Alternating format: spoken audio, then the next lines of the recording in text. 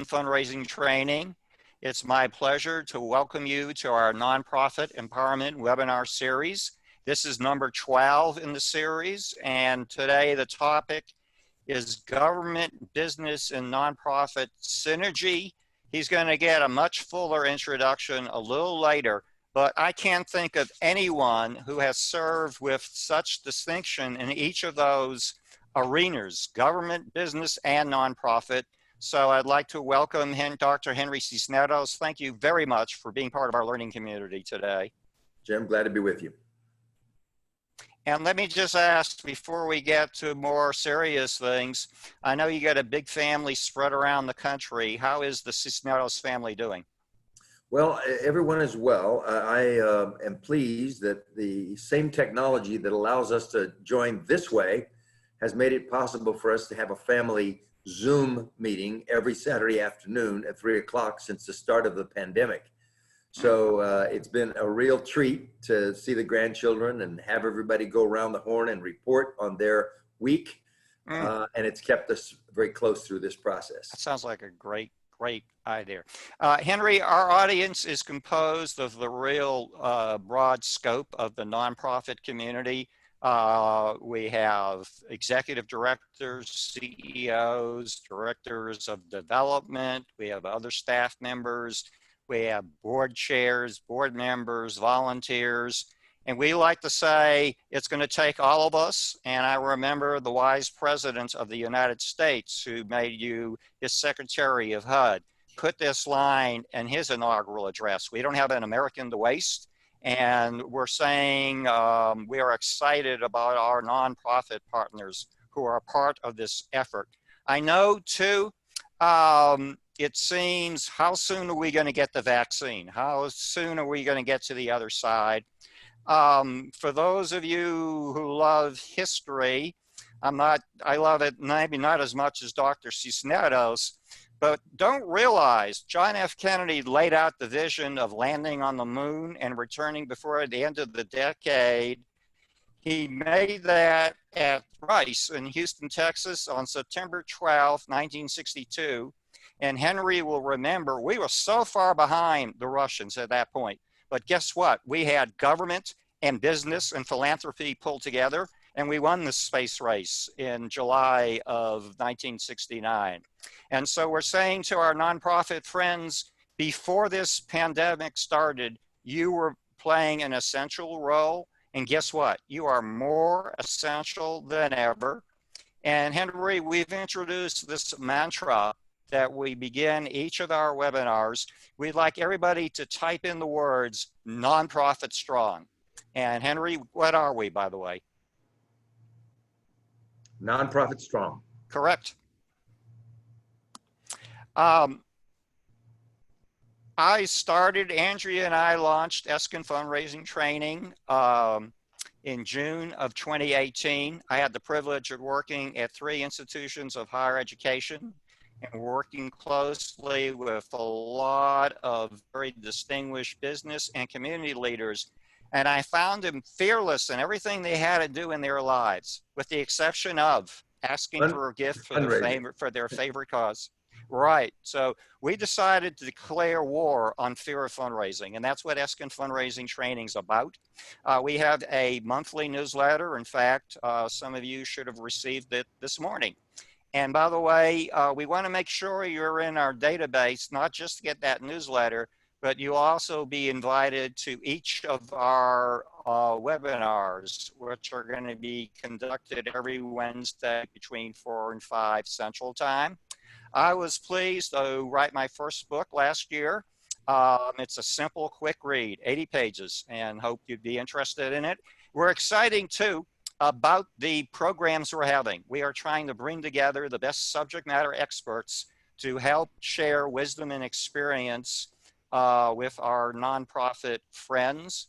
By the way, I skipped a little here. I'd like to introduce our producer who removes all technological concerns. John Largent is CEO of Game Day Media. John, could you take a moment just to catch people up on logistics and particularly how they'll type in comments and questions? Absolutely. Welcome to today's webinar. We're excited to have Dr. Cisneros here. And just want to remind you that if you have any questions, just ask them in the chat box. And at the end of the conversation, we will go to those questions and we'll make sure that that they're answered by either Dr. Cisneros or Jim. And Jim will tell you which ones he will take and which ones he will pass off to Dr. Cisneros. Well, Dr. Cisneros and I have already made a deal. If the question is real easy, I got it. If it's more challenging, he has it. So it's a fair division of labor. We like to think that, you know, there's a lot of wisdom between myself and particularly the guest, but we embrace the learning community and we realize that we have a lot of savvy nonprofit people that are on the other side of this webinar. And we think collectively that we have a learning community that can literally answer any question. I'm going to borrow a line here, by the way. Our next week's guest is Marv Leroy, who is the founder of the Institute for Philanthropic Excellence. And his slogan is more money equals more mission.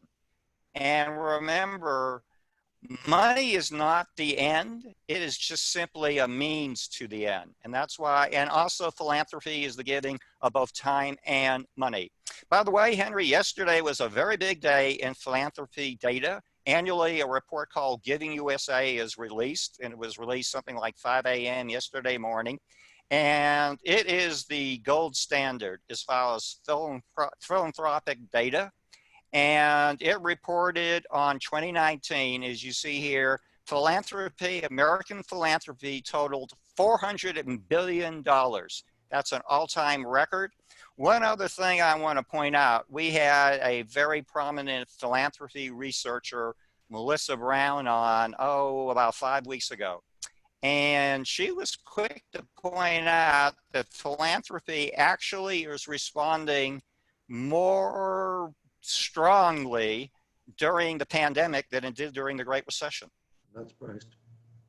One last thing, you know, we love foundations and we love corporations, but we like to teach people when you wonder where that $450 billion came from, 68% came from individuals. And actually, if you combine the 68% of individuals with the 9% of bequests, and then the half of foundations, which is family foundations, you have really that individuals are directing 88% of Americans' philanthropy. A quick review. We like to teach the art and science of fundraising, and it starts with identifying who you're going to ask for a gift. Then it's the all-important stage of forging a personal and emotional bond between your donor prospect and the mission of your organization. The third one is more obvious, the who, what, when, where, how much, and for what. And finally, stewardship closes the loop as we acknowledge and thank the donor, because we want to go back to someone like Dr. Cisneros next year, and we'll ask him to consider making another gift, and we'll consider asking him to increase the gift. Now we're going to do 2 quick polls, and we'd like to get your input as far as the programming of future webinars. Type in A if you would prefer the discovery. Type in B if you prefer cultivation. Type in C if you want a webinar and solicitation. And finally, type in D if you want stewardship addressed. We'll give you about a whole 15 seconds.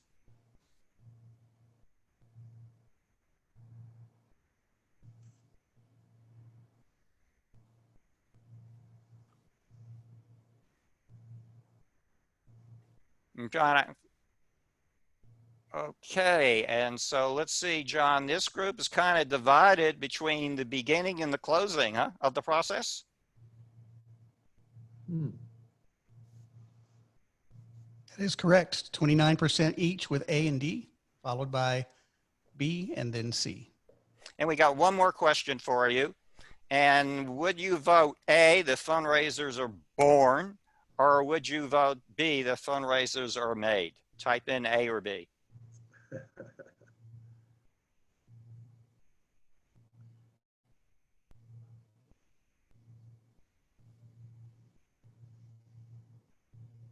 Henry and okay, John, and we have that makes me very happy. There wouldn't be much of a case for support for Eskin fundraising trading if they were all born.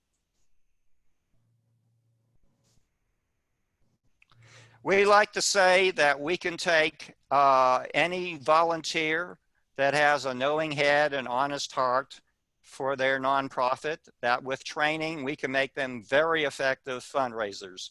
Okay, now this is one of the toughest things I need to do is introduce our special guest, because if he has not done something, I don't know what it is. His range of distinctions is public official, author, TV host, college professor, entrepreneur, network executive, nonprofit founder, and philanthropist. I don't know what else is left.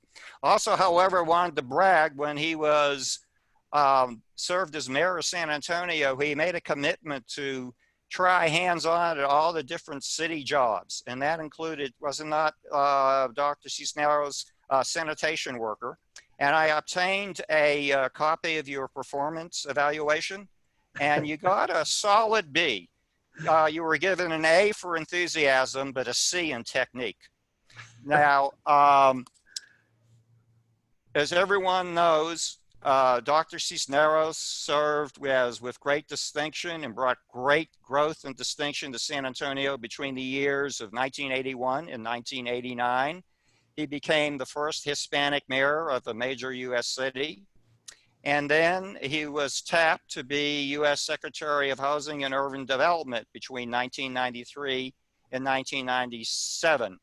And I really say this, I can't think of anybody else in recent history that's contributed so profoundly to visioning, inspiring, and actualizing the potential of American cities to enrich the lives of all citizens. So on behalf of a grateful city, state, and nation, Henry, thank you for your service, leadership, and excellence.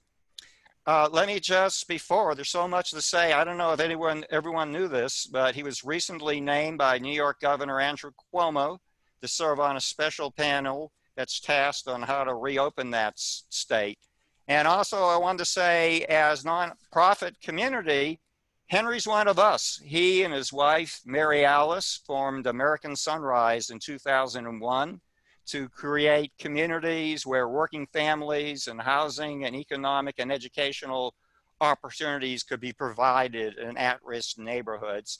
Finally, too, I never miss a chance that we share two very important things in common. Here we go. We both earned degrees from George Washington University. Henry's was a little higher up, a PhD. I had a BA. And we both had the good sense to marry spouses who went to Providence High School. Okay, Henry, welcome. And do you mind if we start with the questions? Not at all, Jim. Thank you. Let me just thank you for the opportunity to be here and congratulate you and thank you for creating Eskin fundraising training. It is the philanthropic sector matched to the nonprofit sector are critical institutions in the functioning of our society. We're a nation of limited government. We don't do everything through governmental organizations or bureaucracies. We rely on civic activities and charity and churches and many other forms of the nonprofit sector to carry a lot of the load for the society, a lot of the load for the society. So this is an integral branch of the way our society works. We couldn't do it without that nexus of philanthropy to nonprofits, and you're helping pave the way, helping bring lubricant to the system to make it work. Thank you. Thank you. Hey, let's start with the first question. Do you consider COVID-19 the gravest crisis that our nation has ever faced? I think it's a very serious crisis, and I think it'll be in the history books. When we look back in 30 years, our grandchildren will be reading social studies books and history books that talk about this period. The COVID-19, the economic turndown, matched to the civic disturbances of the moment, are severe enough that it'll I think rank on a scale of about like 1968, when we had a whole series of events related to the Vietnam War, crisis of the cities, the assassination of Dr. King, the assassination of Bobby Kennedy, a very tumultuous time. And the last year I can remember that feels like this, but I don't think it is the most tumultuous or traumatic time in American history. I think you'd have to rank the Civil War there in its own league. People on both sides of that war were Americans dying. You'd have to rank the Depression, the Great Depression, when unemployment was 25 and 30%, and there were soup lines in all the major cities, and riots as people were arguing for something as basic as food. And then I would say World War II, Pearl Harbor, Hitler, and the aftermath, when the very existence of kind of a civil world was at stake. If we had failed, England would have fallen. If we had failed, the Axis powers, Japan and Germany and Italy, would have ruled literally the world. So we've been through a lot, I guess is my point. Yeah. This is serious, but I think we do have to put it in some perspective. We're going to work our way through this one. It may take a while. This is going to have a lingering effect, and people are going to get bored, and they're going to think it's over, and it's not, because this pandemic, this is a serious thing on a scale we're not accustomed to, and it's an enemy that we can't see. Therefore, we have trouble envisioning how to combat it. It's serious, but not something we can't overcome, just as we've overcome more serious things in the past. Well, it's great to hear that can-do spirit. And we'll tell you what, you're going to get a lot of tough questions. The next one is, how would you suggest balancing health concerns with economic concerns?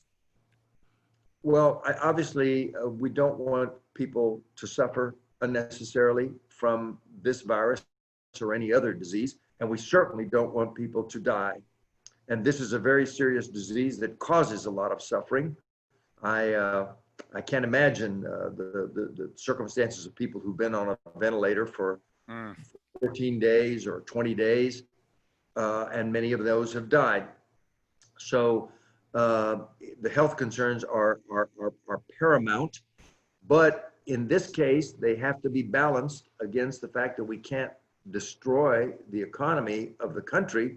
The economy is not some faceless, amorphous thing. It's human beings who are without incomes, human beings who can't pay their rent, human beings who are going to face eviction as a result, companies that are going to fail, whole sectors of the economy that are going to be wounded and take a long time to recover, from airlines to consumer stores. So it's very, very serious. In fact, you could say that there will be suffering and death from the economic consequences. Yeah. So it has to be balanced. I've come to the opinion that this pandemic is going to be with us for more and longer than we think. It is transcended, in my view, the definition of a pandemic to something that is endemic in our society. It is going to become part of the world in which we have to learn how to live, which means masks for a long time, social distancing for a long time, and yes, acceptance of a certain rate of hospitalizations and losses. So, but what that means to me is that we have to be exceedingly careful, respect the medical advice, but realize we have to balance it off and bring the economy back. We can't completely shut down in the hope of completely shutting down the virus. It's going to be there for some time. Yeah. You're particularly well qualified to answer this next question. When it comes to decision-making on reopening the economy, how should that decision be shared among federal, state, and local decision makers? Well, it's a hard question because our federal system of federal, state, and local intergovernmental cooperation has not fared particularly well in this episode. We had the President of the United States saying that he's not a shipping clerk when the governors were asking for ventilators and personal protective equipment. We had governors who were taking different positions in different states, frequently driven by the politics of it. And we had local officials who were at times overwhelmed, at times confused, at times late across the country. So the system didn't work well in this case. We know who has responsibilities in the event of, for example, a war. That's the federal government. A natural disaster, frequently they'll call out the National Guard. So the states get involved. If it's matters of local crime, it's the local officials. We know in those well-established instances who has what role. This one was a hybrid. This one was amorphous. And I don't think our system acquitted itself particularly well.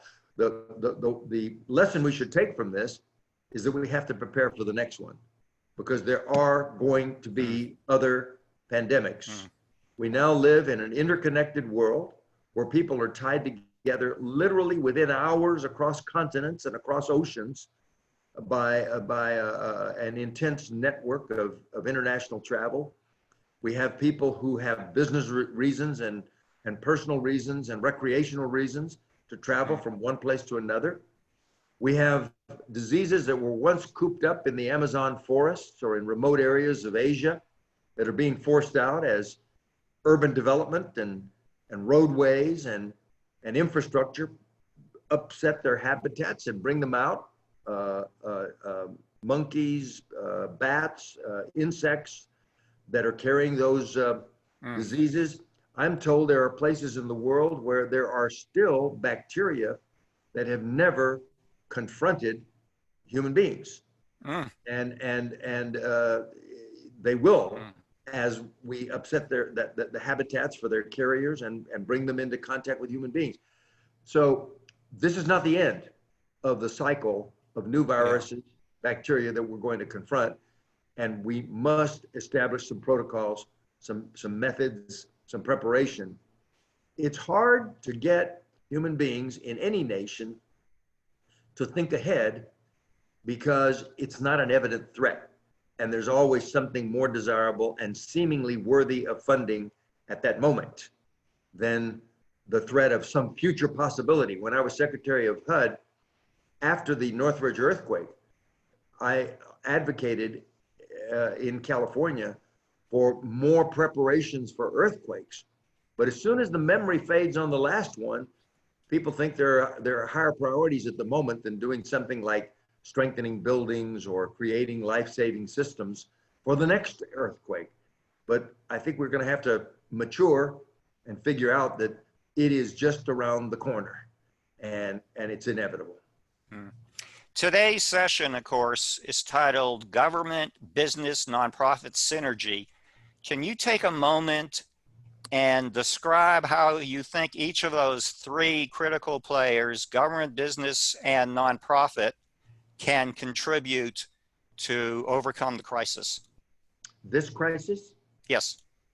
Well, everybody has a part. I think that government is obvious. It is the funder of emergencies. It is the provider of critical supplies in emergencies. It is the provider of critical manpower, like the CDC, like the National Guard, which are technically from the states, but can be nationalized. So the federal government has to play a critical role. It is the coordinator of the whole national system of 50 states and thousands of municipalities. The federal government speaks with a voice as none other. And that's why those briefings at the White House were so critical with Dr. Fauci and Dr. Birx, with the president, with Vice President Pence. Everybody was looking to, well, who's leading us? Who's directing us? What's the next step? So the government obviously has a role. Business has a role because so many people depend on business and the economy.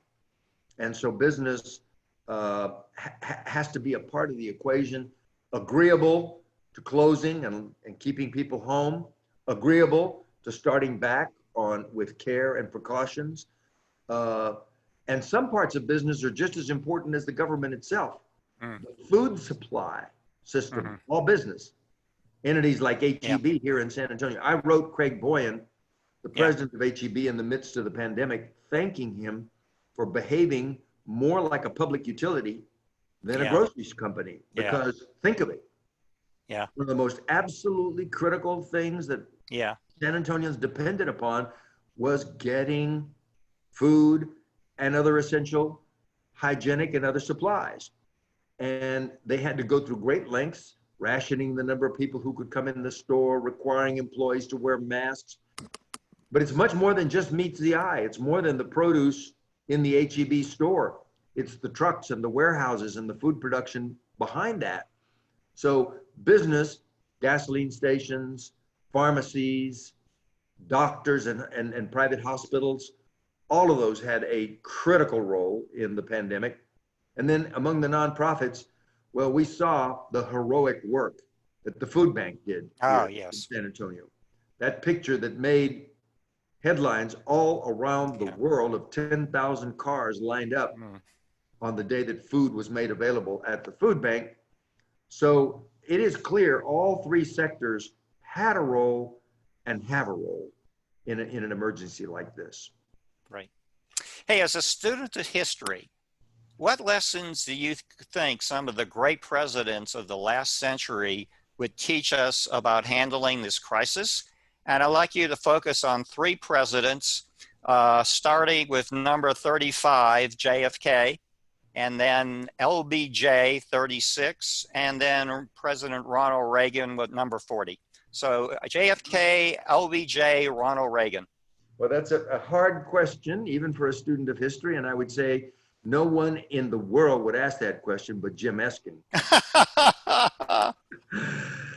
I would say you can imagine President Kennedy saying, we can rise to this moment.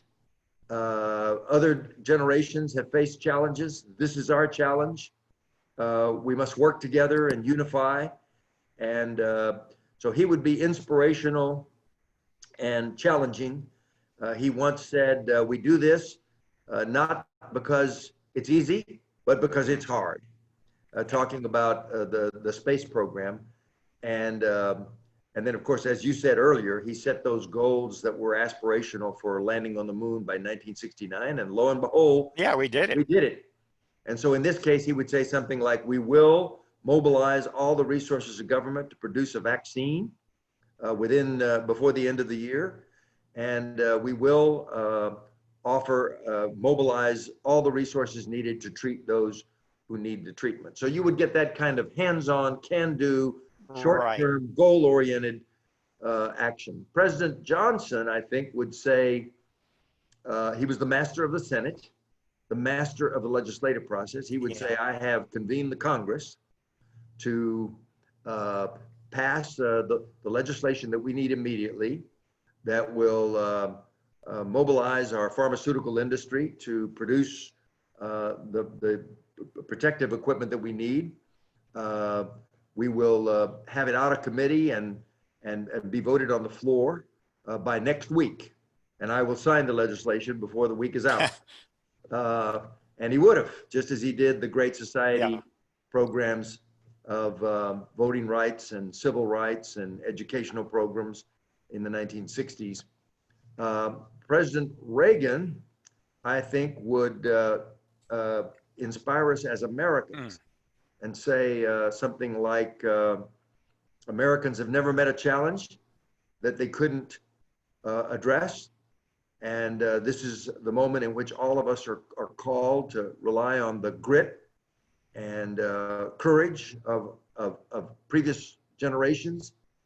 And I see a city on the hill at the end of this process. I see a bright light on the horizon that tells me that we will overcome it, and the end result will be an America that is greater than ever. And then he'd put some muscle behind it, not just words, but set the private sector and others in motion. He would also probably suggest that government cannot do this by itself, but will require the business community to mobilize, and to unleash the civic energies and volunteer efforts of the private sector of nonprofits, because that was his belief in smaller, lesser government Right. and more civic initiative. So how's that for an answer? Very good. Very good. Yeah. And I'll make that an ongoing question for all my webinar guests. Everybody in our audience is a leader. If you want to make this really tough, you could ask your future guests what Millard Fillmore and President Buchanan would say. Okay. Okay. Okay. Everyone in our audience is a leader. They're a executive director, they're a CEO, they're a director of development, they're a board chair. And I'll tell you, if the times call for anything, they call for that precious commodity called courage. Where do you think that nonprofit leaders can find the courage that's going to be so essential to getting to the other side? I think that nonprofit leaders show a lot of courage just by the organization of the nonprofit that they're part of or joining it, if it already exists. By the motivation that got them there. That is to say, they believe in something deeply and they commit to it, or they wouldn't be a nonprofit. They'd be doing something more remunerative with greater compensation. So they're already showing courage just by showing up. And then in the course of something like this, if they say, this is what we signed up for, this is who we are. I run the food bank, they would say, and this is the moment that we were set up to address. And even though it's going to be exceedingly hard, we're going to have to use all our resources to get enough food. We're going to expose ourselves and our people and our volunteers to 10,000 people in automobiles. We can set up safety measures to do that. But they would say, this is what we signed up for. This is who we are. And this is our moment. That's courage. And I think I'll show it in a. Thank you. You said you're okay with tough questions, right? Are we okay here? I think we I got said what? I'm good. Yeah. Little internet blink. Henry, are you ready for another tough question? Okay. Okay. You know, budgets at the federal, state, and local level, oh my God, are running at such extreme deficit positions. How do we climb out of these holes?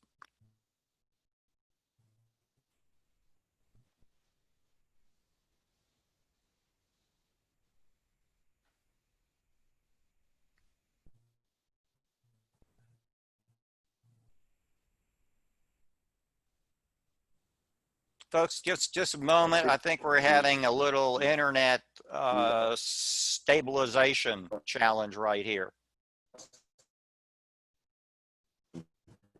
John, should we just say calm? Yes. I'm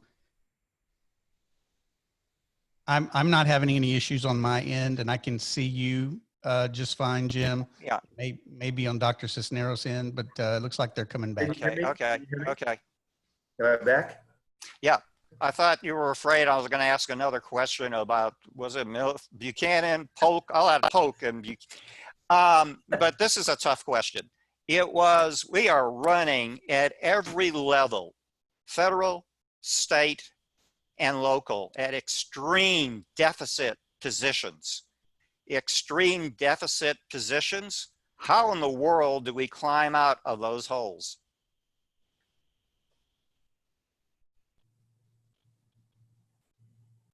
Jim, can you hear me? Yes. Okay. Finish off the latter part of the question. I heard the beginning. We're deficits. Yeah, I think. Okay. Governments at every level, federal, state, and locals running at an extreme deficit position. How do we climb out of those holes?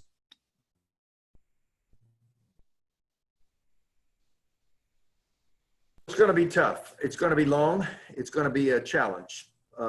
First of all, it's not impossible. Our economy is resilient. It will bounce back.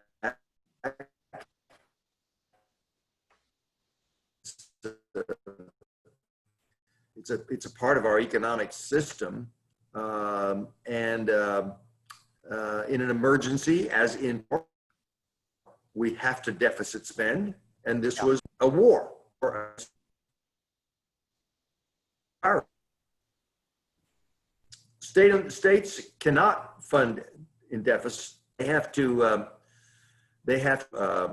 balance their budgets, and so do local governments.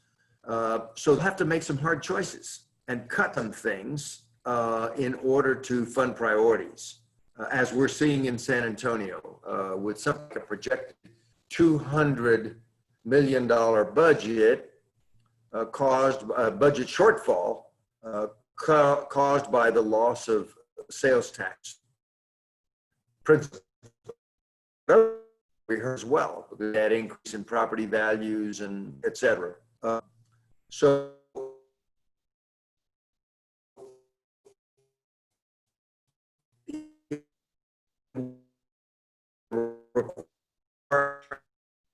a first round of priority setting to put the money, myself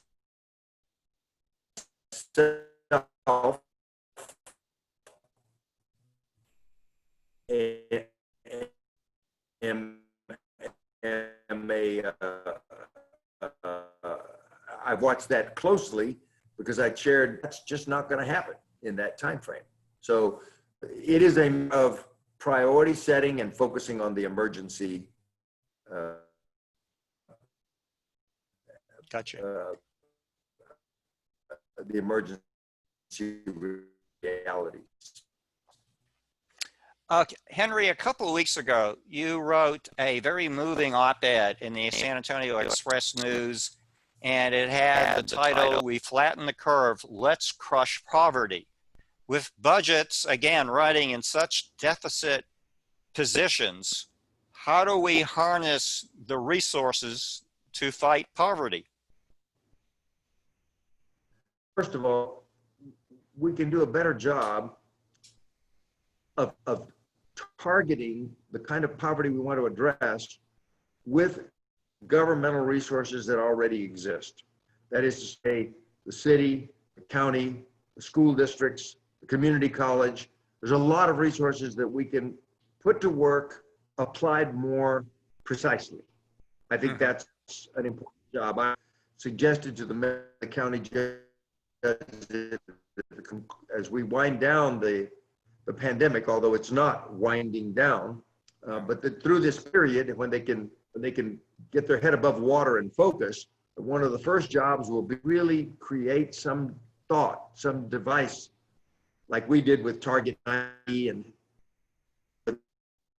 say 2020 and other priorities. Focus on how do we come together, agree on one or two or three things, like, for example, at the community college system, or like, for example, assistance to young people with college accessions and college debt, et cetera. But there's specific things. The second piece is do the same thing with the large network involved in the poverty-related programs, and that is a lot of nonprofits. I have a sense that we have a lot of nonprofits in San Antonio who are doing good work insofar as it goes, very targeted, very, very circumscribed, but not working across silos, across programs, across nonprofits, in collaboration to focus on a commonly accepted, a consensus-built target.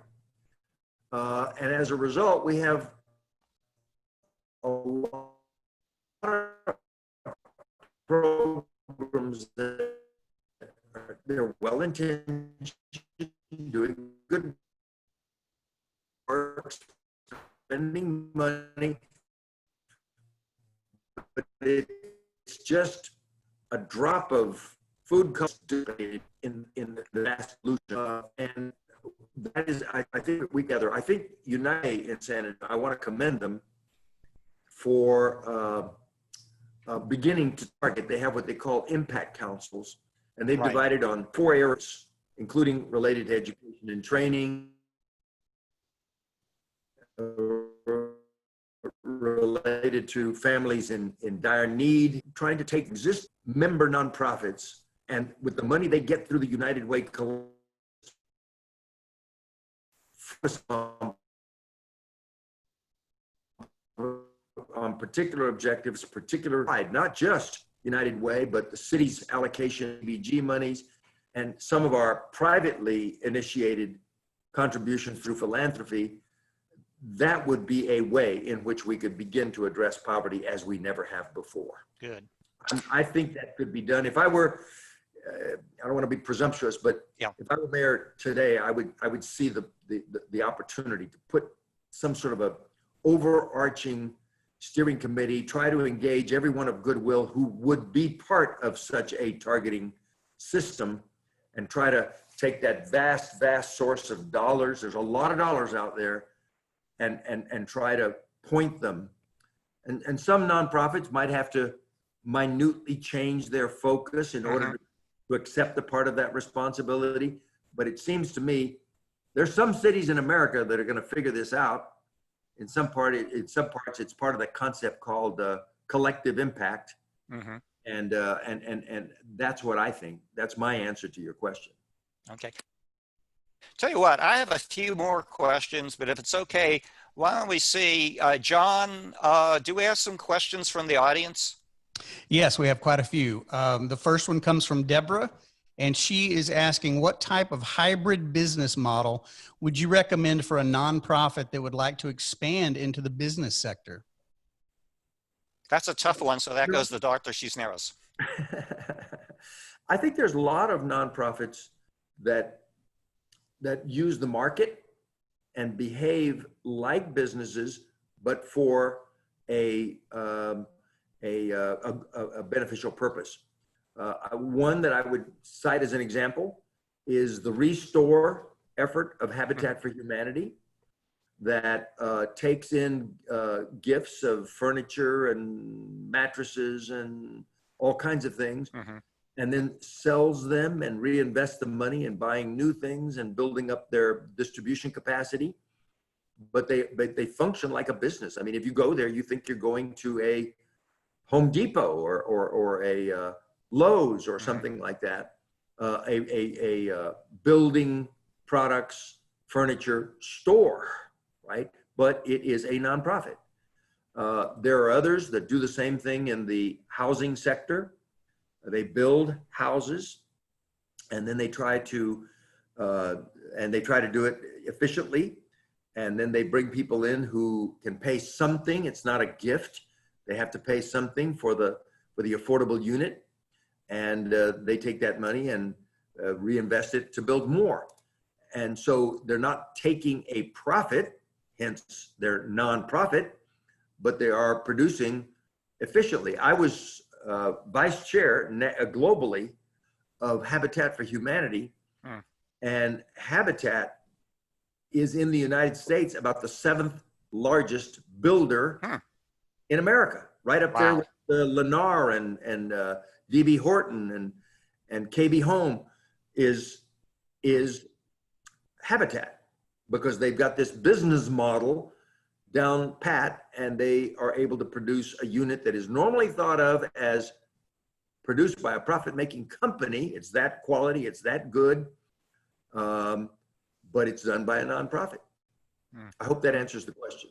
Let's see, John, do we have some more questions? Yes, this next question comes from CJ. When making long-term budget planning for small nonprofits under 500K, what is the best guess in planning for budget reductions and loss of public funding in the next 3 years? Now that one puts you on the spot. I think the giving environment is going to be very, very difficult unless the nonprofit is involved in something that can be called direct relief, emergency oriented, basic services, as opposed to sort of longer term, forward looking, more aspirational. What do I mean?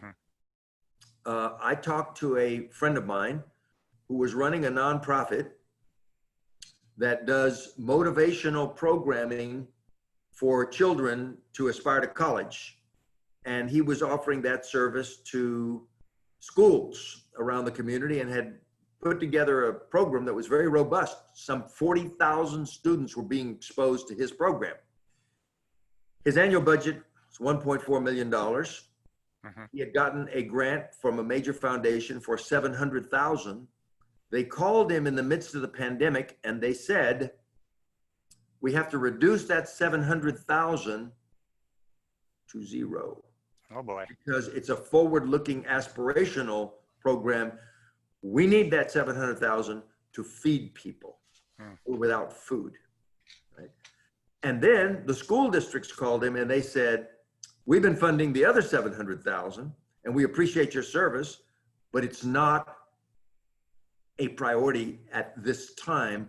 We've got to deal with basic facilities for separation of children when we bring them back to school, because we're going to have to put 15 kids where we had 30 before, and we need more facilities to do it. So a long-term aspirational service had to surrender to the basic and emergency services of the moment. My guess is we're going to see a lot of that for the next several years, not just immediately, but the next several years. I think the city is going to be in that position with its normal CDBG funds. I think the county is going to be in that position. What individual high net worth people do who were used to giving to something, let us say, in the musical field or in the of an artistic training field, I don't know what they will do. Lord knows we need culture and the arts, even in a period like this. But let me restate. We have been through an emergency. That word means something. It's not normal. It's an emergency. We've been through warlike conditions of where basic services take precedence. And people have to be provided relief. I have a sense that the fundraising environment is going to be difficult and that nonprofits might want to adjust their focus to fit in with those priorities. Well, I just want to inject one ray of optimism. There's one thing we know about philanthropy. It mirrors the stock market. And of course, the stock market has upheld itself amazingly well, stronger than it did in the Great Recession. Yeah. John, maybe we have time for one or two more questions. It's also, to be positive in my last answer, it's also positive. It's also possible that some high net worth people, family foundations and foundations will say, we realize that nonprofits are not being funded by governments who are dealing with these basic emergency matters. So if we want to keep our cultural and artistic realm strong and other areas, it falls on us. It's incumbent on us to fund those. If we want to see our infrastructure of nonprofits stay alive and not people have nonprofits go out of business, then it's incumbent upon us to fund that. So it's possible there'll be some counterintuitive effect soon, but I wouldn't say. And I know the Ford Foundation, go ahead. I was going to say the Ford Foundation just led the call with other leading national foundations. They've committed $1.7 billion more to help nonprofits. Good. Yes, this question is a two-part question. It comes from Don. We're going to summarize. Yep. Okay. With the current uptick of COVID-19 cases, do you see us tightening up the economy again or tightening down the economy again, including closures? And how do we convince the public to follow the public health guidelines? I do not see another round of closures because we found out just how immensely destructive that can be. I see a continuous opening process, but with absolute insistence on people following precautions, masks, social distancing seriously. And I noticed, for example, the mayor today in San Antonio and the county judge today called for mandatory masks in certain places. HEB has reinstated the requirement for people to wear masks inside the HEBs because they're seeing the resurgence of the pandemic that moved faster than the opening. So I don't see a retrogression to closing. I do see continual, stepwise, careful expansion, opening. But to answer your question, it's going to require a clear statement of emergency conditions. And there is no better way to show that than the metrics we saw yesterday that showed San Antonio had its highest number of cases on any day since the pandemic. In fact, it was double than the highest previous day before the latest surge. And then we have to impress upon people, this is not a game. This is not a joke. This is not a ruse. This is people who are going to be very, very sick, of all ages, of all health conditions, of all ethnic groups, very, very sick, and some will die. Now, some of that is inevitable, but we have to hold that to a minimum. And as a result, if we're going to open our economy, as we open our economy, we have to insist, absolutely insist with stamina, not just for the next month, but even after people are bored, even after people say, I'm tired of hearing about this. I don't even turn on the news anymore because all I hear is pandemic, pandemic. Even after that, it still has the potential to resurge. Okay. Henry, what I'd like to do is take the last 10 minutes and I'm going to bring you in and out of this to summarize some of the lessons we've been discussing, and particularly the application for the nonprofit sector. And I know you've been a champion of public and private collaboration. And this is a true, when we talk about synergy, what's encouraging is that the whole can be greater than the addition of the parts.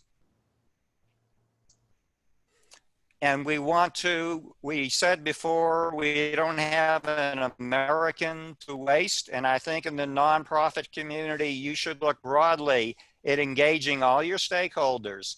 And that is obviously board and management and staff, and also those you serve, to try to come up with making tough choices in the days ahead. And the best boat is when everyone is pulling their own oar, everyone in government, business, and the nonprofit sector.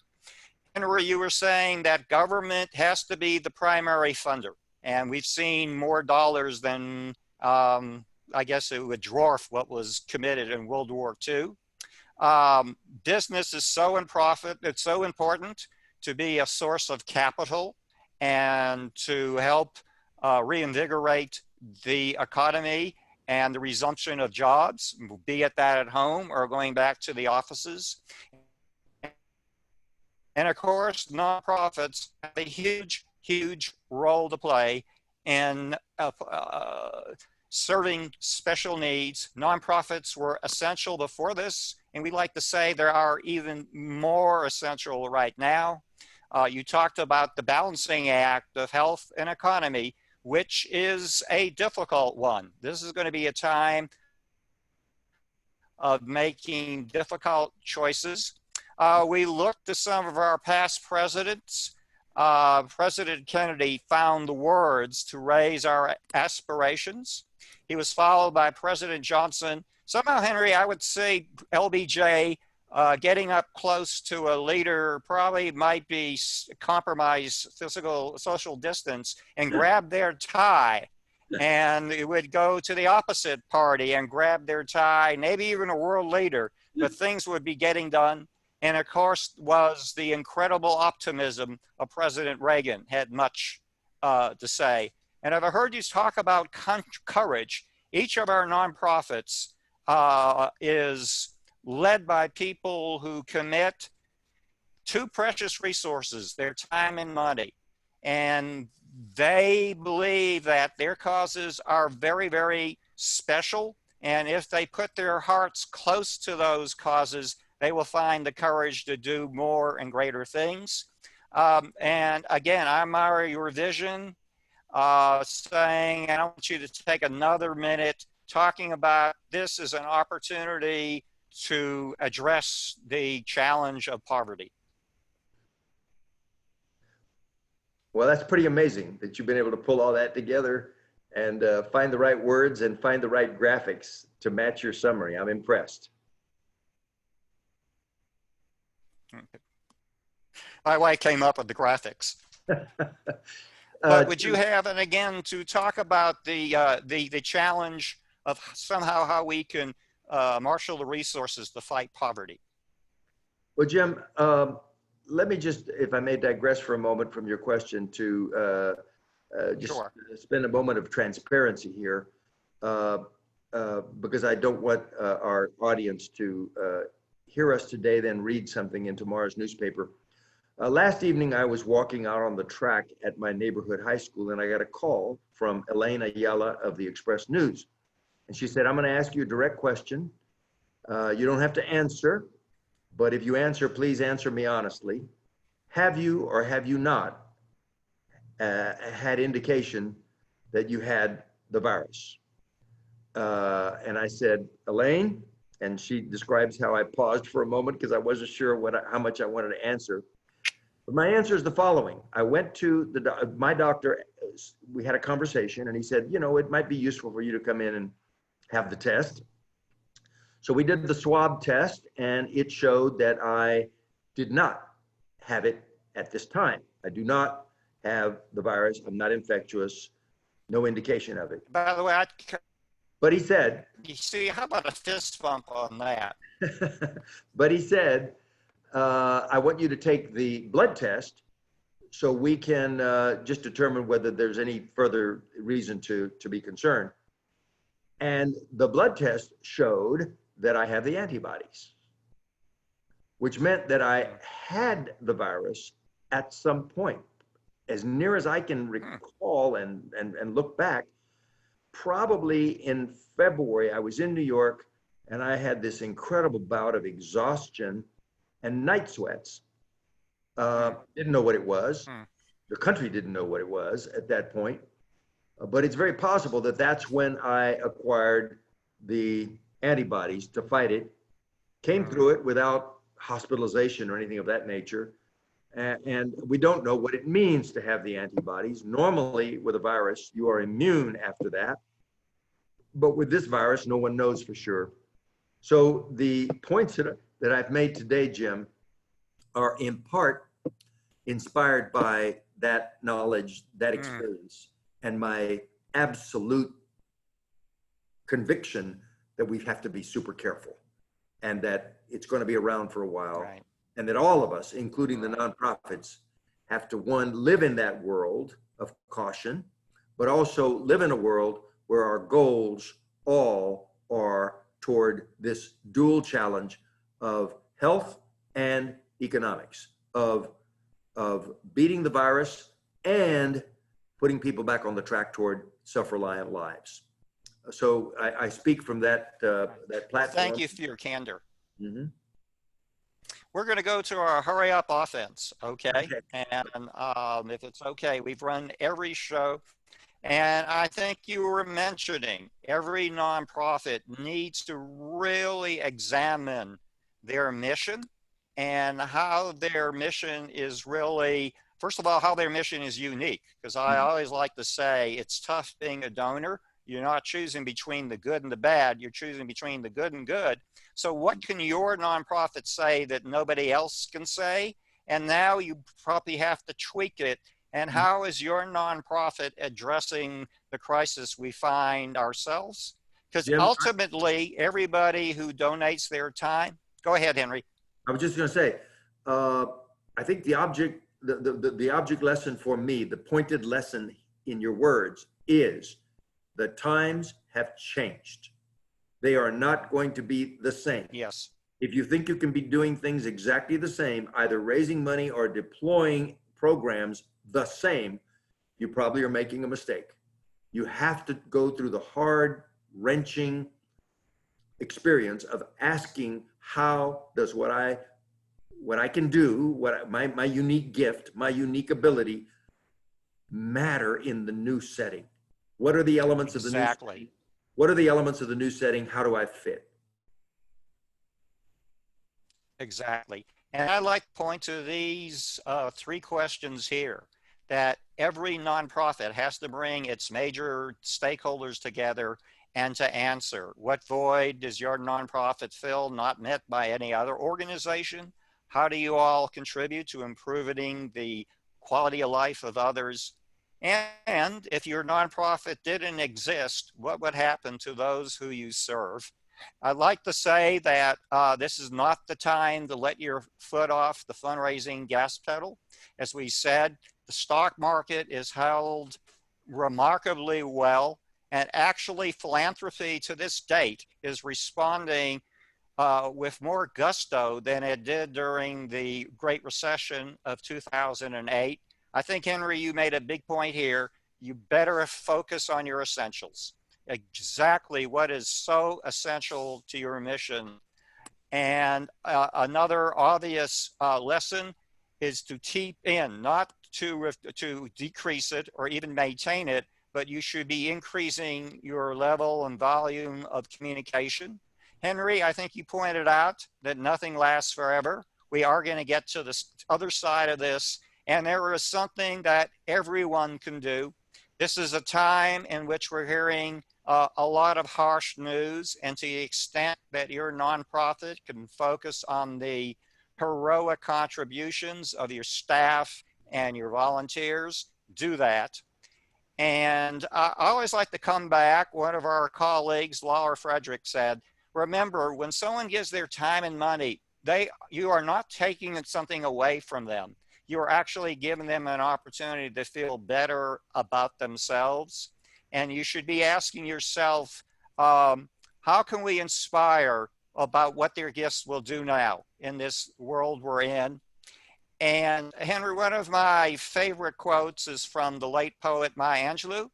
And she said that people will not remember what you said.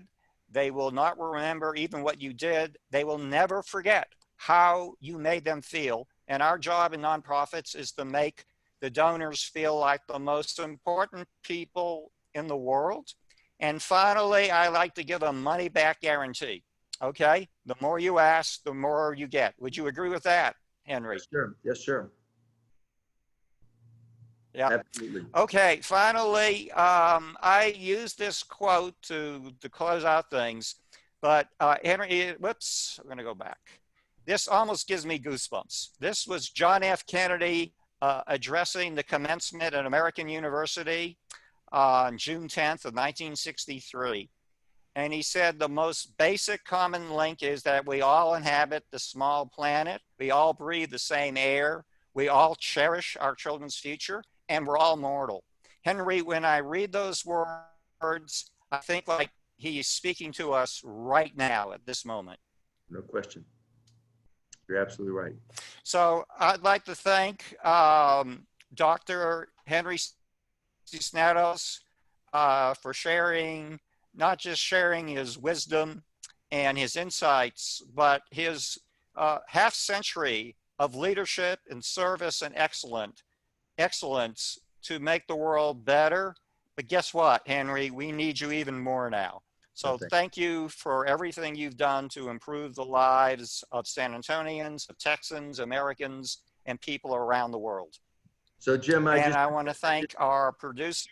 I just have to disagree with you on one point. You said just a moment ago that all things have to come to an end, but I pray that what never comes to an end, your energy, idealism, and infectious willingness to teach us all. Thank you. Henry, thank you. Wow, what a wonderful way. I need to close like that more often. And so I'd like to thank Dr. Cisneros and John Largent, As a reminder, we are going to post the recording and slides both on LinkedIn and Facebook, probably sometime around 6:30 to 7 p.m. And next week, we're going to have a very timely session. It's going to be on making the virtual major gift ask, and I'm going to be joined by my friend and colleague, Marv Leroy. So again, Henry, thank you so much for sharing this hour with us. And John, thank you. And I want to thank all our nonprofit partners.